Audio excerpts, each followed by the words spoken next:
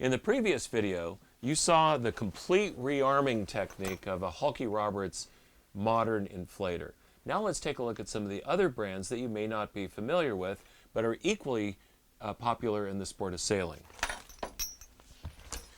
So this happens to be my personal life jacket. It's made by Mustang up in Canada and sold by West Marine.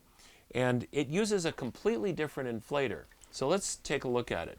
To get into this life jacket, since it uses a zipper, we have to blow the zipper apart.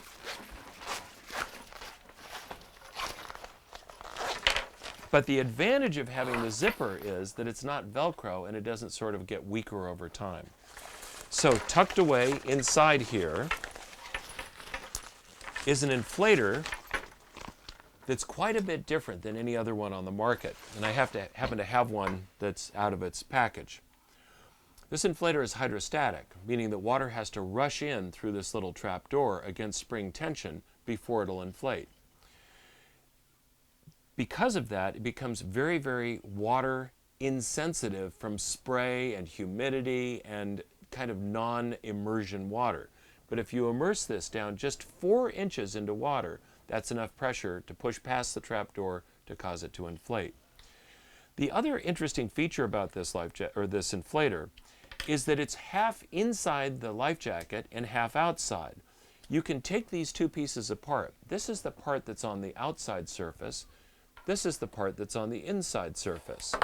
So when I pull it apart to show you what it looks like, you only see the part that's on the outside of the bladder. The CO2 cylinder is actually contained inside. So in order to rearm it, I take this little tool, which is just kind of like a little screwdriver, a little quarter, and I undo this locking ring. I pull off the top, and now I can withdraw the cylinder from the inside. This mechanism is sold as a set. So when you get it, you get the sensitive part and you get the CO2 part. And so it ends up looking like this in the package. You replace it every 5 years, or obviously after it's been used. And it has a date on the front, which is the replacement date. Remember when we were talking about this, it was the manufacturing date.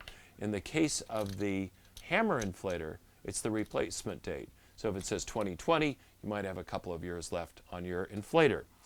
After 5 years, you take these two pieces apart, you throw them away, or if you have an opportunity to jump into the water, you test the life jacket because you're going to throw these things away anyway. And then, at a modest cost, you replace it, reinstall them, re-zip it, and you're good to go.